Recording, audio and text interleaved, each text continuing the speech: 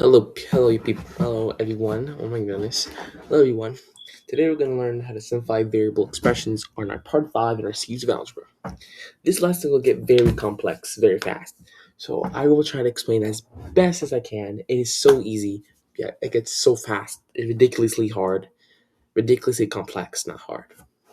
But you combine two things, or you combine things, you put it together. You put them together by their similarities, right? Now, I'll show this as a simple expression here. To simplify this, we're trying to get like this is too long. So we're gonna have to try to simplify this.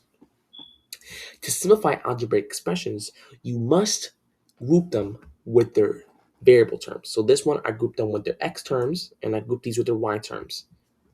The exponents has to also be the same. Since these have the exponents of 1 and the same variable, these can combine. Exponents of 1, same variable, they can combine. Different variables cannot combine. Different exponents, same variable cannot combine. So it has to have same exponent and same variable to combine. In this case, these all have the same feature. So x is not y. This can cancel out here just because 1 minus y is 0. So we get 5x. Because 2x plus 3x is 5x, of course. And plus 0, which is this right here. And then we just get 5x. How about this one? This one is just extremely easy. See how these x terms are together? These are the x terms. You're the one that can combine. I made a mistake here. I was rushing this. So it is 3x. So 3x is our answer. So when we combine these terms, we get 3x squared plus 3x, that's 4x, my fault, plus 5. So that is how it works. Now here are the rules up here. Before we start simplifying this expression, let's look at these rules.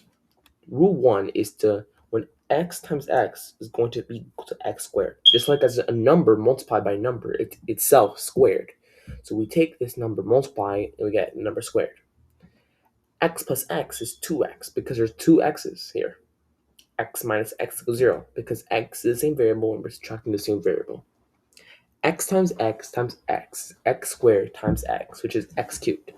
Multiplying three x's gives you a cube number. We just took these first two x's here, and I knew that this was x squared, and take the last x and multiply them and get x cubed because there's three x's. Now let's focus on this.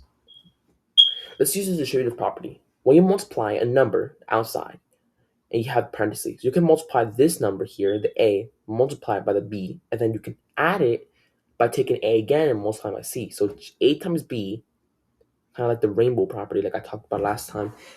So it's kind of like a times b, you multiply these, okay? And this is how we're going to do it up here. Negative signs have to count. So if it's going to be negative sign, it's going to be a negative 3, right? So the negative 3 is going to be multiplying, okay? And always include the minus signs because they're negative at this scenario, okay?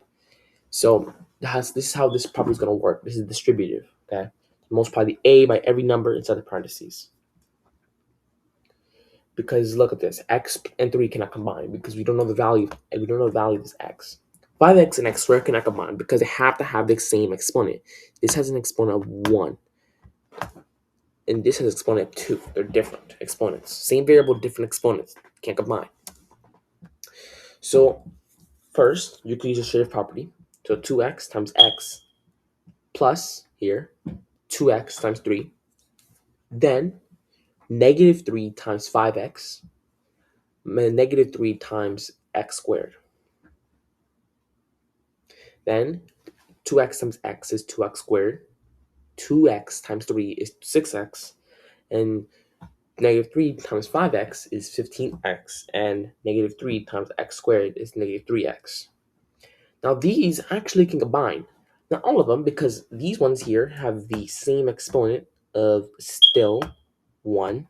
So the ones with the terms with the first exponent can combine these two. And the terms with the second exponent can combine.